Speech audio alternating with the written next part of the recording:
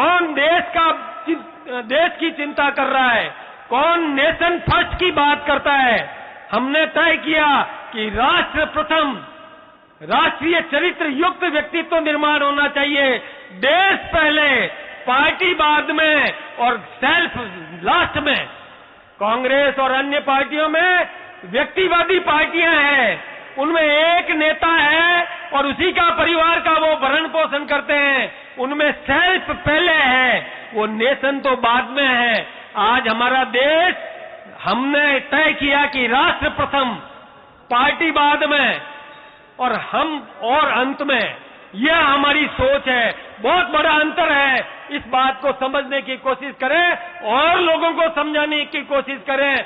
पिछले कांग्रेस के राज में युवा निराशा में डूब चुका था। युवाओं को ठग लिया गया था कांग्रेस की सरकार ने। हमने देखा एक के बाद एक 19 पेपर लीक राजस्थान में हुए।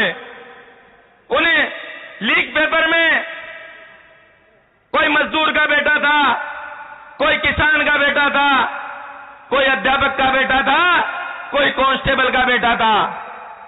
जब मां बाप कहीं से कोई बूढ़ी मां उधार पैसे लाके जयपुर, जोधपुर, उदयपुर, कोटा, भरतपुर जैसे बड़े शहरों में अपने बच्चों को परीक्षाओं की तैयारी करने के लिए भेजती थी।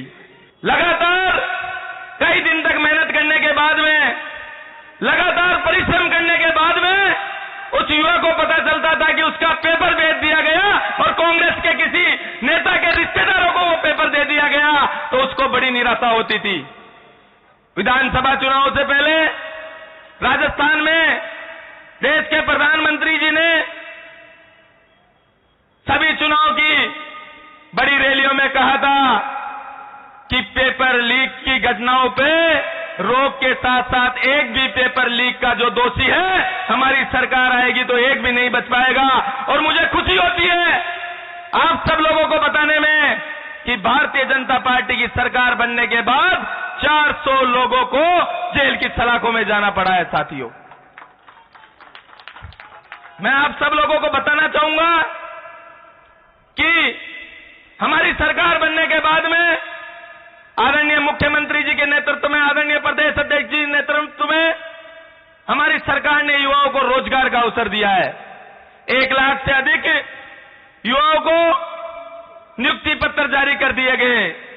1,44,000 से ज्यादा युवाओं को परीक्षाओं की प्रोसेस चल रहा है और 1 लाख से अधिक भर्ती कैलेंडर जारी किया। संकल्प लिया है आज भारतीय जनता युवा मोर्चा ने। जो सरकार ने 1 लाख भर्ती कैलेंडर जारी किया, उसको हम जन जन तक पहुंचाएंगे। आने वाले पंचायत चुनाव में भारतीय जनता युवा मोर्चा बूथ स्तर पर जाके काम करेगा और भारतीय जनता युवा मोर्चा हर मौके पे भारतीय जनता पार्टी के हर कार्यक्रम में अपनी सक्रिय सहभागिता देगा और दिन रात मेहनत करके आने वाले चुनाव में, पंचायत चुनाव में भी और उसके बाद में जो 3 साल बाद विधानसभा और लोकसभा चुनाव होंगे, उसमें भी युवा मोर्चा की भूमिका निर्णायक होगी।